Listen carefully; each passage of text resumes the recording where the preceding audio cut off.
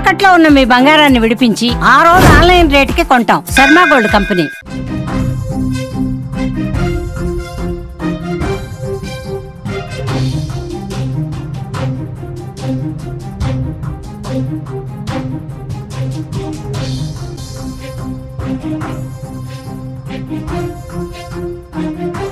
మంజునాథుడు పరిపాలించే ధర్మస్థలంలో ధర్మం ఎలా సమాధి అయ్యింది?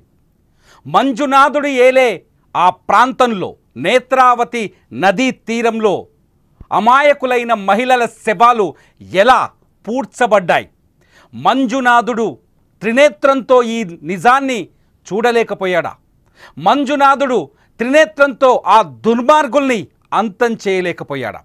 ధర్మస్థలలో 100 శవాల కథలోకి వెళితే కన్నీళ్లు కారే అనేక హృదయ విదారకమైన స్టోరీలు తెరపైకొస్తున్నాయి. ధర్మస్థలలో 100 శవాల కథ గురించి ఆరా తీస్తే ఒక్కో బాధితుడు పోలీస్ స్టేషన్ దగ్గరకు చేరుతున్నారు. ఇప్పటి వరకు 2 ఫిర్యాదులు ధర్మస్థల పోలీస్ స్టేషన్కి చేరుకున్నాయి. ఈ 2 ఫిర్యాదుల్లో మొట్టమొదటిది డాక్టర్ అనన్య. 2003లో డాక్టర్ అనన్య భట్ ధర్మస్థలకి తన స్నేహితులతో కలిసి వెళ్ళింది. ఆ తర్వాత ఆమె అక్కడ అదృశ్యమైంది. ఆ అదృశ్యం వెనుక ఆమెపై అఘాయిత్యం, ఆ తర్వాత హత్య జరిగి ఉంటుందని ఆమె తల్లి సుజాత భట్ పోలీసులను ఆశ్రయించింది. కానీ పోలీసులు ఆమె ఫిర్యాదును స్వీకరించలేదు, కేసు నమోదు చేయలేదు. ఆ తర్వాత ధర్మస్థలలో అత్యంత పవర్ఫుల్ వ్యక్తులు, రాజకీయంగా ఆర్థికంగా ఆ స్థలంలో చాలా బలవంతమైన శక్తివంతమైన వ్యక్తులను కలిసింది సుజాత భట్. సుజాత భట్ ఒక నార్మల్ పర్సన్ కాదు. సిబిఐలో, కేంద్రంలో ఉండే సిబిఐలో ఆమె ఒక స్టెనోగ్రాఫర్గా పనిచేస్తుంది. సిబిఐ ఆపరేషన్స్ అన్నీ ఆమెకు తెలుసు. అటువంటి శక్తివంతురాలైన సుజాత భట్టే తన కూతురి జాడని ఇప్పటి వరకు తెలుసుకోలేకపోయింది. ఇదొక్కటే కాదు, ఇలాంటి కథలు ఎన్నో వెలుగులోకి వస్తున్నాయి. 2012 అక్టోబర్ 9న దారుణ హత్యకు గురైన సౌజన్య కేసు కూడా ధర్మస్థల మిస్టరీలో ఒకటే అనే చర్చ ఇప్పుడు తెరపైకి వస్తుంది. సౌజన్య హత్య కేసుని మన ఆంధ్రప్రదేశ్లో విజయవాడలో జరిగిన ఆయేషా మీరా హత్య కేసుతో పోల్చొచ్చు. సౌజన్య కాలేజీకి వెళ్తుంది. 2012 అక్టోబర్ 9న కాలేజీకి వెళ్తున్న సౌజన్యని అటకాయించిన కొందరు దుండగులు ఆమె పైన అఘాయిత్యం చేసి ఆ తర్వాత హత్య చేసి ఆ మృతదేహాన్ని నేత్రావతి నది ఒడ్డున పడేసి వెళ్ళిపోయారు. సౌజన్య మృతదేహాన్ని ఖననం చేసిన ప్లేస్ను చూడొచ్చు, సౌజన్య ఫోటోల్ని చూడొచ్చు. సౌజన్య కోసం న్యాయం జరగాలంటూ అప్పట్లో పెద్ద ఉద్యమమే జరిగింది. సౌజన్య కోసం అనేక మంది రోడ్డుపైకి వచ్చారు. సౌజన్య కోసం నిలబడ్డారు. సౌజన్య కుటుంబానికి న్యాయం జరగాలని పోరాటాలు చేశారు. అయినా సౌజన్యకి ఇప్పటివరకు న్యాయం జరగలేదు. అమరావతిలో విజయవాడలో ఏదైతే ఆయేషా మీరా హత్య కేసులో సత్యంబాబుని ఎలా అరెస్టు చేశారో సేమ్ అదే తరహాలో సంతోష్ రావు అనే ఒక వ్యక్తిని అరెస్ట్ చేశారు. ఆ సంతోష్ రావుని దోషిగా తేల్చాడు. మానసిక స్థితి, అతని మెంటల్ కండిషన్ సరిగ్గా లేదని, హత్యలు చేశాడని నిరూపించే ప్రయత్నం చేశారు.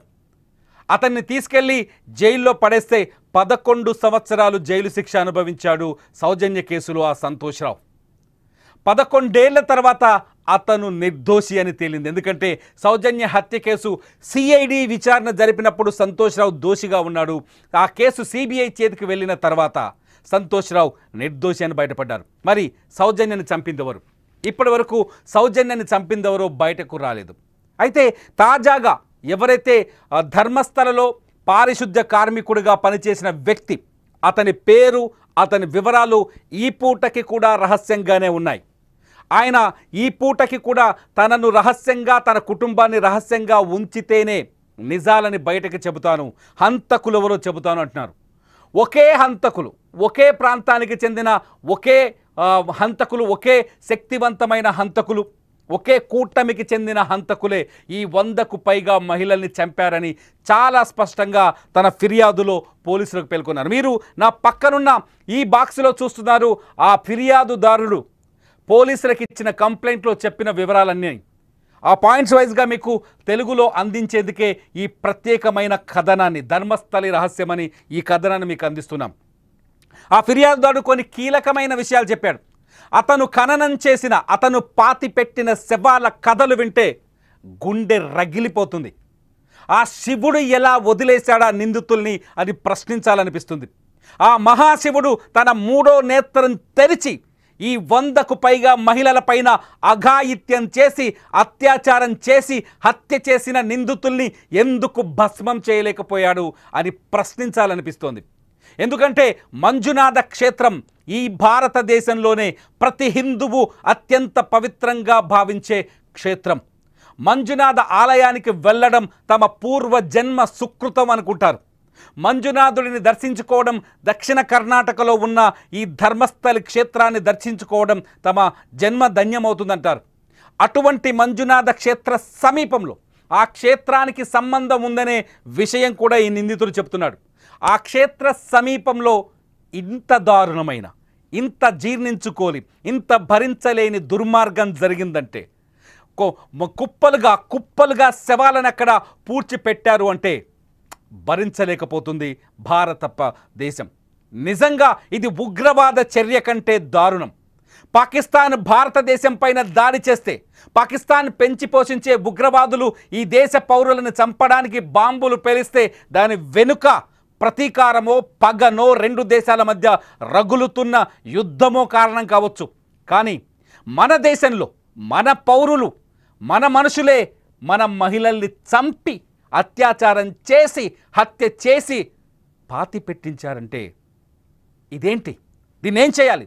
అందుకే అడుగుతున్నాడు Kerala MP, CPI MP, Rajya Sabha సభ్యుడు సంతోష్. ఏదైతే ధర్మస్థలిలో జరిగిన మారణ కాండం ఉందో దానిపైన ఎన్ఐఏ చేత విచారణ జరిపించాలని. ఎన్ఐఏ విచారణ జరిపితే ఇందులో ఉన్న నిజాలు, ఇందులో పాతి పెట్టబడిన నిజాలు బయటికి పొక్కుతాయని, బయటకు వస్తాయని. శవాల రూపంలో నేత్రావతి నది ఒడ్డున పాతిన ఈ నిజాలు కనీసం స్కెలిటన్స్ రూపంలో, అస్థిపంజరాల రూపంలోనైనా బయటకు వస్తాయని చెప్పేసి సంతోష్ డిమాండ్ చేస్తున్నారు. నిజంగా ఈ దారుణంలోకి ఒకసారి వెళ్తే, నిందితుడు జూన్ 3వ తేదీన ధర్మస్థలి పోలీసుల దగ్గరికి వచ్చాడు ఒక పెద్ద రిపోర్టు పట్టుకొని. మీరు చూస్తున్నారు స్క్రీన్లో ఆ రిపోర్ట్ని, అట్లాగే సుధాకర్కి సంబంధించిన డిమాండ్ని. అయితే నిందితుడు జూన్ 3వ తేదీన పోలీసుల దగ్గరికి వచ్చాడు. పోలీసుల దగ్గరకు వచ్చి తను ఒక రిపోర్ట్ చేశాడు. జూన్ 3వ తేదీన. ఆ రిపోర్ట్లో చాలా స్పష్టంగా కొన్ని విషయాలు మాట్లాడాడు. ఏం చెప్పాడంటే, తను 1995 నుంచి 2014 వరకు కొందరు వ్యక్తుల కోసం పనిచేశానని చెప్పారు. మీరు స్క్రీన్లో చూస్తున్నారు. ఈ కేసులో ప్రత్యేకంగా సిట్ అరేంజ్ చేసింది కర్ణాటక ప్రభుత్వం. ఆ సిట్కి సంబంధించిన ప్రణబ్ మహంతి ఈ కేసుని విచారిస్తున్నాడు. అయితే నిందితుడు పోలీసుల దగ్గరకు వచ్చిన తర్వాత కొన్ని విషయాలు జరిగాయి. నిందితుడు పోలీసుల దగ్గరకు వచ్చి కొన్ని విషయాలు చాలా స్పష్టంగా చెప్పాడు. ఏంటంటే, నేను పారిశుద్ధ్య కార్మికుడిగా పనిచేసేవాడిని ధర్మస్థలిలో. పారిశుద్ధ్య కార్మికుడిగా పనిచేస్తున్న సమయంలో ధర్మస్థలి ఆలయానికి సంబంధించిన కొందరు వ్యక్తుల ప్రభావం కలిగిన వ్యక్తులు, కొందరు శక్తివంతమైన వ్యక్తులు తనని కొన్ని శవాలను పాతిపెట్టమని చెప్పారని, పాతిపెట్టకపోతే తనను కూడా చంపేస్తామని హెచ్చరించారని ఆ నిందితుడు పోలీసులకు ఒక ఫిర్యాదు ఇచ్చాడు. ఆ ఫిర్యాదులో దాదాపు 1995 నుంచి 2014 వరకు దాదాపు 100 శవాలను అక్కడ పాతి పెట్టానని చెప్పాడు. అది కూడా నేత్రావతి నది, ధర్మస్థలి ఆలయానికి సమీపంలో ప్రవహిస్తున్న నేత్రావతి నది ఒడ్డున ఆ ప్రాంతంలో పాతి పెట్టానని చెప్పాడు. ఎందుకు పాతి పెట్టావు అక్కడే అంటే, నదీ పరివాహక ప్రాంతాల్లో శవాల్ని పాతి పెడితే ఆ శవాలు త్వరగా కుళ్ళిపోతాయి, ఎవరికి అంచనాకు దొరకవు అనేది తన ఉద్దేశం అని చెప్పాడు. అలా పాతి పెడుతున్న శవాలను, అంటే ఒక్కో శవం తన దగ్గరకు వస్తున్న ప్రతి శవాన్ని నేను రెగ్యులర్గా చూసేవాడిని. అందరూ మహిళలు, మైనర్ బాలికలే అని చెప్పారు. తాను పాతిపెట్టిన శవాల్లో కొన్ని శవాల్ని ఖననం తగలబెట్టానని కూడా చెప్పాడు. అయితే తను పాతిపెట్టిన శవాల్లో మహిళలు బాలికలే ఉన్నారు. వాళ్ళందరిపైన అత్యాచారం జరిగిందని కూడా తను రాసిచ్చిన ఫిర్యాదులో తెలిపాడు. వాళ్ళందరిపైన అత్యాచారం జరిగిందని తనకు అర్థమవుతుందని, ఆ శవాల్ని పాతిపెట్టేటప్పుడు తనకు తెలిసిందని చాలా స్పష్టంగా చెప్పాడు. ఆ డెడ్ బాడీస్ ఎక్కడి నుంచి వస్తున్నాయో తనకు కూడా తెలియదని చెప్పాడు. అతని కోర్టులో కూడా ఇప్పటికే హాజరుపరిచారు. అయితే ఆ శవాలు ఎక్కడికి వస్తున్నాయి అనేది ప్రశ్నించొద్దని అతన్ని బెదిరించేవారని చెప్పాడు. అంతేకాదు తను పాతిపెడుతున్న కొన్ని శవాల గురించి చెబితే, కొన్ని శవాల కథలు చెబితే నిజంగా కన్నీళ్ళు వస్తాయి. తను 2010లో ఒక బాలిక శవాన్ని అక్కడికి తీసుకొచ్చానని చెప్పారు. ఒక బాలిక శవాన్ని తీసుకొచ్చి ఆ బాలిక శవాన్ని పాతిపెట్టమని అడిగారంట ఆ నిందితులు. బాలిక శవాన్ని చూస్తే ఆమె ఒంటిపైన ఒక స్కూల్ యూనిఫామ్ మాత్రమే ఉంది. ఆమె శరీరానికి సంబంధించి ఒంటిపైన స్కూల్ యూనిఫామ్ ఉంది, తనకి ఇన్నర్ వేర్స్ లేవు. ఆ డెడ్ బాడీ పైన గాయాలున్నాయి. ఆ బాలిక పైన లైంగిక దాడి జరిగిందని చెప్పాడు. ఆ శవాన్ని చూస్తే తనకు కూడా గుండె కరిగిపోయిందని, బాధ కలిగిందని చెప్పాడు. కానీ ఆ శవాన్ని తీసుకెళ్ళి ఆ ప్రాంతంలోనే ఉన్న కల్లేరి పెట్రోల్ బంక్ సమీపంలో పూడ్చిపెట్టానని చెప్పాడు. నిజంగా అంటే స్కూల్కి వెళ్ళే బాలికల్ని, స్కూల్కి వెళ్ళే అమ్మాయిల్ని కూడా వదిలిపెట్టలేదా దుర్మార్గులు? ఆడపిల్ల కనిపిస్తే చాలు అఘాయిత్యం చేసి హత్య చేశారని ఈ ఒక్క సీన్ని, అతను చెప్పిన ఈ ఒక్క మాటను బట్టి చూస్తే అర్థమవుతుంది ఎంత దుర్మార్గులో, ఎంత కఠినమైన హృదయం ఉన్న వాళ్ళు. ఇంకో కథ చెప్పాడు. ఇంకో శవం కథలో ఇంకోసారి 20 ఏళ్ళ ఒక మహిళని తీసుకొచ్చారని చెప్పాడు. ఆ 20 ఏళ్ళ మహిళ డెడ్ బాడీ తన దగ్గరకు వచ్చేటప్పటికే పేపర్లలో చుట్టారట. న్యూస్ పేపర్లలో చుట్టేసి ఆ డెడ్ బాడీని అక్కడికి తీసుకొచ్చారని చెప్పాడు. న్యూస్ పేపర్లో చుట్టిన డెడ్ బాడీని ఓపెన్ చేసి చూస్తే ఆ డెడ్ బాడీ పైన పూర్తిగా యాసిడ్ పోసి తగలబెట్టినట్టుగా ఉందని చెప్పాడు. ఆ శవాన్ని కూడా తనను చేతికిచ్చి డీజిల్ డబ్బా తెచ్చి అతని చేతికిచ్చి డీజిల్తో తగలబెట్టమని ఆర్డర్ చేశారని చెప్పాడు. ఇలా ఒక్కో శవం కథనంతా తాను పోలీసులకు ఇచ్చిన ఫిర్యాదులో పేర్కొన్నాడు. అయితే ఈ శవాల కథలన్నీ విన్న పోలీసులు ముందు విస్తుపోయారు. ఇందులో వాస్తవాలు ఉన్నాయా, ఇతనెవరో కావాలని ఉద్దేశపూర్వకంగా చెప్తున్నాడా అని అతన్ని చాలాసేపు ప్రశ్నిస్తే, ఎందుకు ఇప్పుడు చెబుతున్నావు, 2014 వరకు హత్యలు చేసి ఏం చేశావు నువ్వు అంటే, 2014లో ఈ అత్యాచారాలు జరుగుతున్నాయని ఇతనికి తెలుసు. వచ్చే ప్రతి శవం పైన అఘాయిత్యం జరిగింది, ఆ తర్వాతే హత్య జరిగిందని తెలుసు. సో 2014లో తన కుటుంబంలోనే ఒక మైనర్ బాలిక పైన ఇదే గ్యాంగ్, ఇతనికి డెడ్ బాడీస్ ఇస్తున్న గ్యాంగే అఘాయిత్యం చేసిందని తెలుసుకున్నాడు. అది తెలిసిన మరుక్షణమే ధర్మస్థలని వదిలేసి మరో ప్రాంతానికి పారిపోయి అక్కడే తల దాచుకొని బతికాడు. 2024లో తిరిగి మళ్ళీ ధర్మస్థలికి వచ్చిన ఆ వ్యక్తి కంటి నిండా నిద్రపోలేదన్నాడు. ఒక్కరోజు కూడా తను సుఖంగా నిద్రపోలేదు. ఎందుకంటే తను పాతిపెట్టిన శవాలన్నీ అక్రమం, వాళ్ళకి సరైన పద్ధతిలో అంత్యక్రియలు జరగలేదు, వాళ్ళ ఆత్మ శాంతించదు.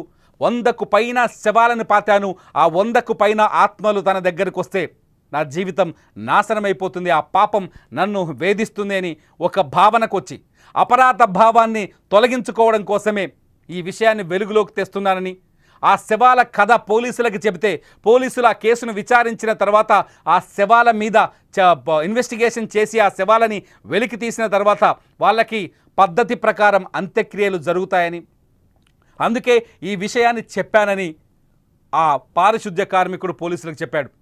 ఆ పారిశుద్ధ్య కార్మికుడు పోలీసులకు చెప్పిన ఈ కథతో ఒక్కసారిగా సీన్ రివర్స్ అయిపోయింది.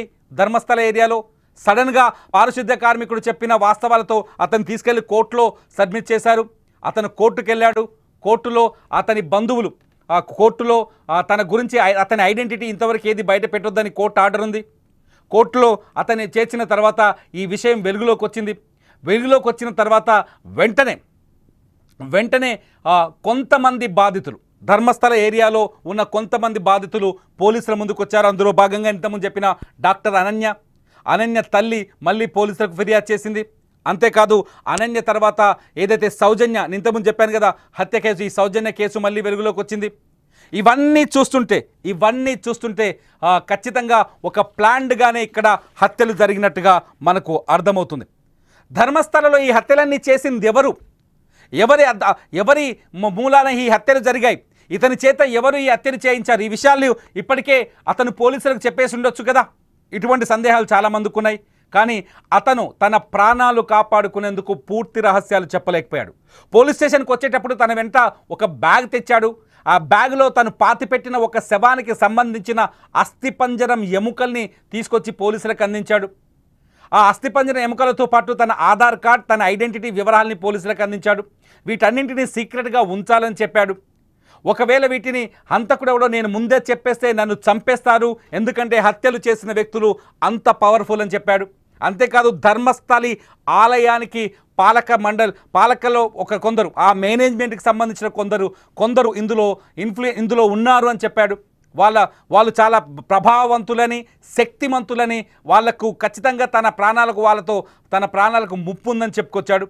దీంతో ఊహించని విధంగా ఆ వ్యక్తి ఇప్పుడు కోర్టు పరిధిలో ఉన్నాడు, పోలీసుల సంరక్షణలో ఉన్నాడు. ఆ వ్యక్తి నోరు తెరిస్తే ఆ శక్తివంతులు, ఆ దుర్మార్గులు, ఆ హంతకుల పేర్లు బయటకు వస్తాయి. ప్రస్తుతానికైతే ధర్మస్థలి ఆలయం ఎంపీ వీరేంద్ర జైన్ చేతుల్లో ఉంది. ఆయనే ధర్మకర్తగా ఉన్నాడు. అట్లాగే ఆ కుటుంబం కొన్ని తరాల తరబడి ఆ ధర్మస్థలి టెంపుల్కి ధర్మకర్తలుగా ఉంటున్నారు. అయితే ఈ వ్యవహారాలన్నింటినీ ఒక స్థానిక బీజేపీ ఎమ్మెల్యే, ఆయన పేరు అరవింద్ బెల్లాడ్, ఈ ఆరోపణలన్నింటినీ ఆయన వ్యతిరేకిస్తున్నాడు. ఇందులో రెండో కోణం ఇది. ఆయన వ్యతిరేకిస్తున్నాడు. ఎట్టి పరిస్థితుల్లోనూ ధర్మస్థలిలో ఇటువంటిది జరగలేదు. ధర్మస్థలి అభివృద్ధిని చూసి కొందరు ఓర్చుకోలేక ఈ కుట్ర చేస్తున్నారు. ధర్మస్థలి పరువు తీసేందుకు, లేకపోతే ప్రాశస్త్యం తగ్గించేందుకు చేస్తున్న ప్రచారమని ఆయన ఎమ్మెల్యే అరవింద్ బెల్లాడ్ ఆరోపిస్తున్నారు. అరవింద్ బెల్లాడ్ చెబుతున్న దాన్ని బట్టి చూస్తే ధర్మస్థలిలో ఎటువంటి హత్యలు జరగలేదు, 100 శవాలు అసలు లేనేలేవు, ఇదంతా ఉత్త కట్టు కదా అని చెప్తున్నారు. ఏది ఏమైనా ఇది నిజమా అబద్ధమా అని తేల్చే శక్తి ఒక్కడి దగ్గరే ఉంది. ఆ ఒక్కడు పోలీసులకు ఒక మహిళ అస్థిపంజరంతో వచ్చి పోలీసులకు ఫిర్యాదు చేసిన పారిశుద్ధ్య కార్మికుడు. ఆ పారిశుద్ధ్య కార్మికుడు సాక్ష్యాలను అతను ఒక మాట చెప్తున్నాడు, ఇప్పటికీ కూడా ఒక మాట చెప్తున్నాడు. పోలీసులు తనకు సరైన భద్రత కల్పిస్తే తను పాతిపెట్టిన ప్రతి శవాన్ని వెలికి తీస్తానని చెప్తున్నాడు. ఎక్కడెక్కడ పాతానో తనకు ఒక అవగాహన ఉందని చెప్తున్నాడు. ఇదంతా ఉత్తి అబద్ధమని అక్కడ బీజేపీ ఎమ్మెల్యే ఆరోపిస్తున్నారు. నిజంగా ఇది చూస్తుంటే, పారిశుద్ధ్య కార్మికుడు మాటలు చూస్తుంటే ఇదొక భయానకంగా కనిపిస్తుంది. కానీ అక్కడ రాజకీయ పరిస్థితులు చూస్తుంటే అనుమానాలు కలుగుతున్నాయి. మరి మీరేమనుకుంటున్నారు? ధర్మస్థలిలో ఇలాంటి దుర్మార్గం జరిగిందని అనుకుంటున్నారా? లేదంటే అక్కడ ధర్మస్థలి ఆ ఏరియాని, ధర్మస్థలి ప్రాంతానికి ప్రతిష్టని దిగదార్చేందుకు కుట్ర జరుగుతుంది అనుకుంటున్నారా? మీరేమనుకుంటున్నారో ఈ వీడియో కింద కామెంట్ చేయండి. అప్డేట్స్ కోసం, ధర్మస్థలి అప్డేట్స్ కోసం సుమన్ టీవీ డిజిటల్ లైవ్ని రెగ్యులర్గా ఫాలో అవ్వండి. చూస్తూనే ఉండండి సుమన్ టీవీ.